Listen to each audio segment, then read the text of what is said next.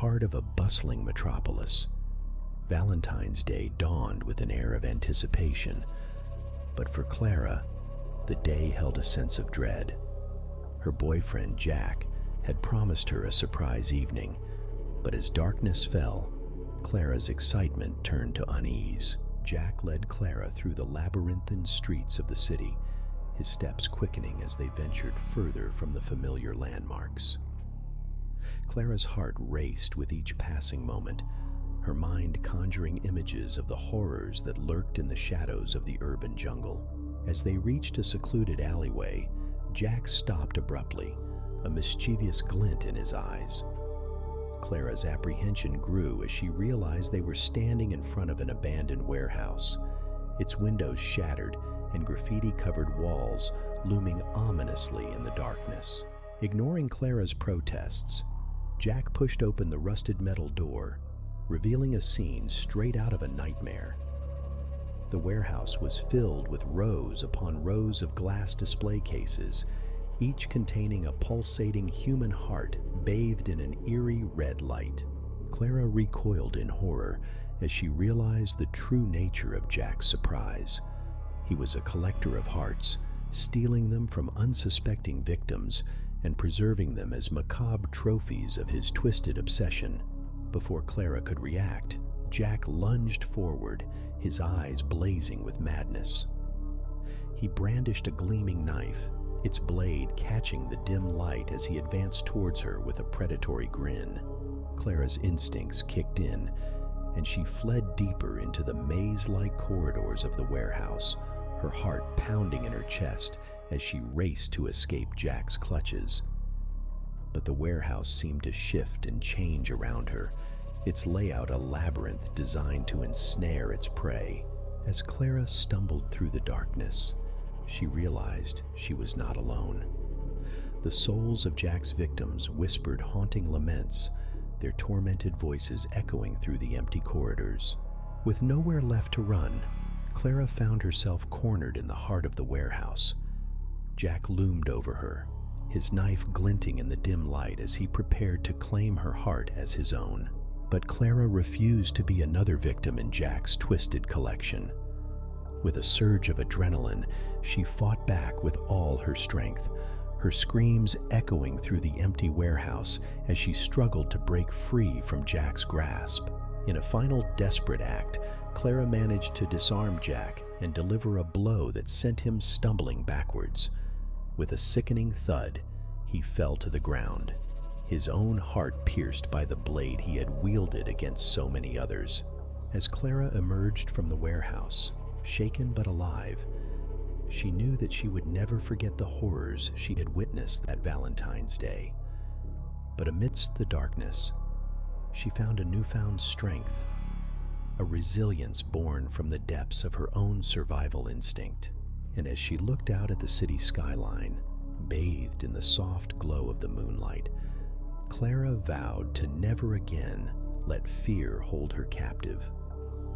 For she knew that the true power of love lay not in the hearts we collect, but in the courage to fight for our own.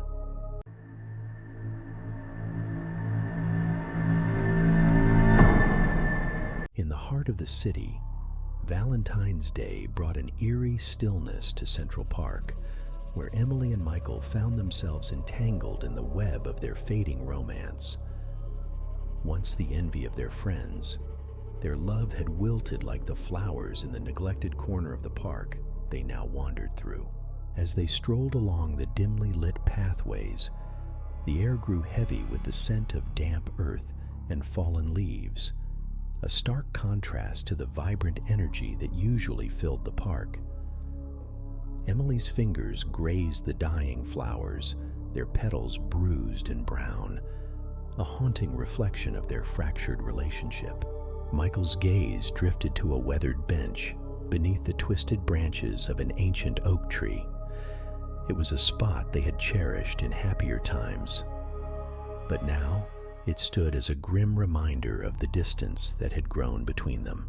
A sense of unease settled over Emily as they settled onto the bench, the weight of their fading love suffocating in the silence.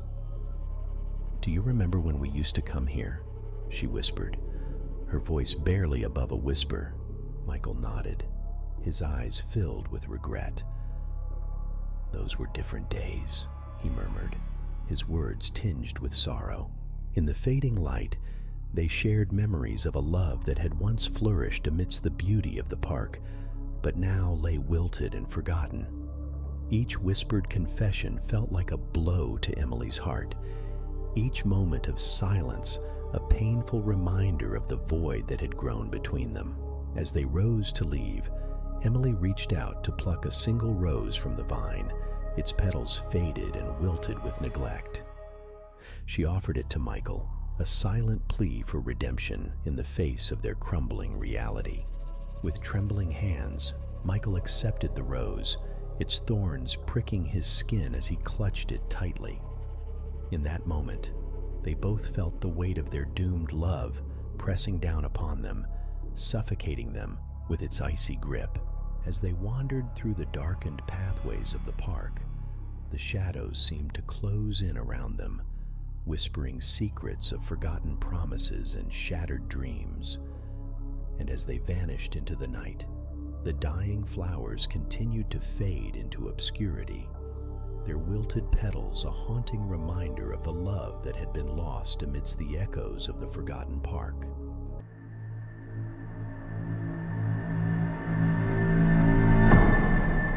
In the quiet town of Bowling Green, Valentine's Day brought with it an eerie stillness that hung heavy in the air. Sarah and Jake, once the picture-perfect couple of the town, found themselves at a crossroads in their relationship. Determined to rekindle the flame that had flickered out between them, Sarah suggested they spend the evening exploring the abandoned mansion on the outskirts of town. It was a last-ditch effort to salvage what remained of their love.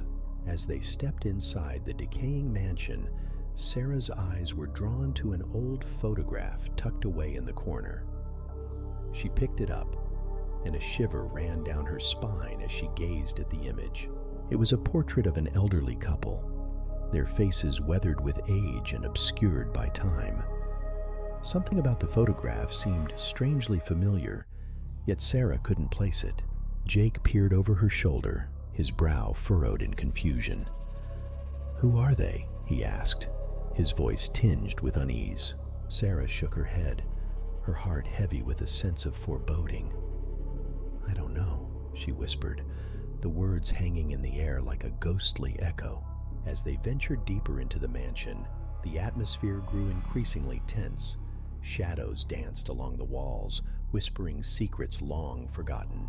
Suddenly, they stumbled upon a hidden room concealed behind a crumbling wall.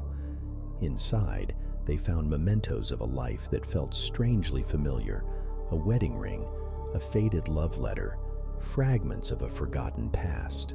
It was then that the truth dawned on them with a chilling clarity. The elderly couple in the photograph, it was them, a glimpse into a future they had yet to live.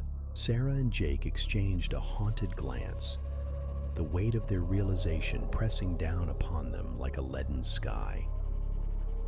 In that moment, they understood that their love was destined to follow the same tragic path as the couple in the photograph. As they left the mansion, the echoes of their footsteps reverberated through the empty halls. Valentine's Day in Bowling Green had become a reminder of the inevitability of fate, and Sarah and Jake were left to grapple with the haunting knowledge of what lay ahead.